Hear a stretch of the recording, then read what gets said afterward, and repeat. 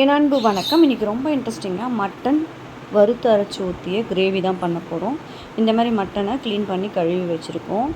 So 1/2 kg mutton மஞ்சத்தூள் போட்டு கழுவி வச்சுருக்கோம். அதுக்கப்புறம் தனியா 1/2 டேபிள் ஸ்பூன், மிளகு 1/2 டேபிள் ஸ்பூன், சீரகம் 1/2 டேபிள் ஸ்பூன், 3 பல் பாதாம், அதுக்கப்புறம் காஞ்ச மிளகாய் நம்ம காரத்துக்கு ஏற்ற மாதிரி எடுத்துக்கலாம், 3 பல் முந்திரி. இது எல்லாமே லோ ஃப்ளேமில் வச்சு நம்ம நல்லா வறுத்து எடுத்துடலாம்.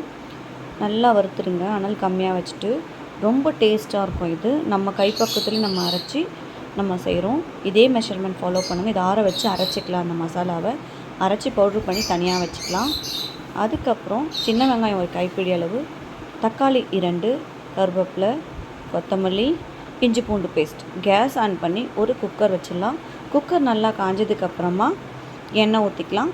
எண்ணெய் நல்லா காஞ்சதுக்கப்புறமா ஒரு சின்ன பட்டை ஆட் பண்ணிக்கலாம். அதுக்கப்புறம் பட்டை நல்லா பொரிஞ்சதுக்கப்புறம் சின்ன வெங்காயம் ஒரு கைப்பிடி அளவு ஆட் பண்ணிக்கலாம். நல்லா ஃப்ரை பண்ணி கொடுத்துருங்க.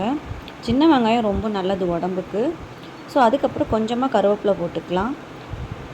பச்சை கருவேப்பிலை தான் நம்ம போட்டிருக்கோம். அதுக்கப்புறம் கொஞ்சம் உப்பு போட்டுக்கலாம். உப்பு போட்டு நல்லா மிக்ஸ் பண்ணிவிடுங்க. அதனால் கம்மியாக வச்சுட்டே பண்ணுங்கள். ரொம்ப சூப்பராக இருக்கும். இதே மாதிரி செய்யுங்க. நீங்கள் உங்கள் வீட்டில் எல்லாருமே விரும்பி சாப்பிடுவாங்க மட்டன். அதுக்கப்புறம் 1 டேபிள் ஸ்பூன் இஞ்சி பூண்டு பேஸ்ட் போட்டுக்கலாம். அதையும் நல்லா வதக்கி கொடுத்துடலாம். பச்சை வாடை போகிற அளவுக்கு வதக்கிட்டு அதுக்கப்புறமா கட் பண்ணி வச்சுருக்க ஒரு 2 தக்காளியை நம்ம ஆட் பண்ணிக்கிறோம். அதுக்கு மேலே 2 பச்சை மிளகா அப்படியே முழுமையாக ஆட் பண்ணிக்கிறோம். அவ்வளோதான். நல்லா கலரி கொடுத்துருங்க. ஸோ தக்காளி நல்லா வதங்கட்டும். அந்த இஞ்சி பூண்டு பேஸ்ட்டு, வெங்காயம், தக்காளி எல்லாம் நல்லா வதங்கி வரட்டும். ரொம்ப சூப்பராக இருக்கும். ஸோ எல்லாம் நல்லா வதங்கிடுச்சு பாருங்கள். ஸோ இந்த சமயத்தில் நம்ம மஞ்சத்தூள் ஆல்ரெடி கழுவி க்ளீன் பண்ணிடுறோம். மஞ்சத்தூள் வேண்டாம். நம்ம காரத்துக்கு கொஞ்சமாக ரெட் சில்லி பவுடர் தான் ஆட் பண்ணியிருக்கோம். ஒரு 1/2 table spoon red chilli powder. உப்பு காரெல்லாம் உங்களுக்கு தேவையான அளவு நீங்கள் ஆட் பண்ணிக்கோங்க. கழுவி க்ளீன் பண்ணி வச்சுருக்க மட்டன் ஆட் பண்ணியிருக்கோம். எப்போவுமே மட்டனை மஞ்சத்தூள் போட்டு கழுவி வைங்க. சிக்கன், மட்டன் எல்லாமே.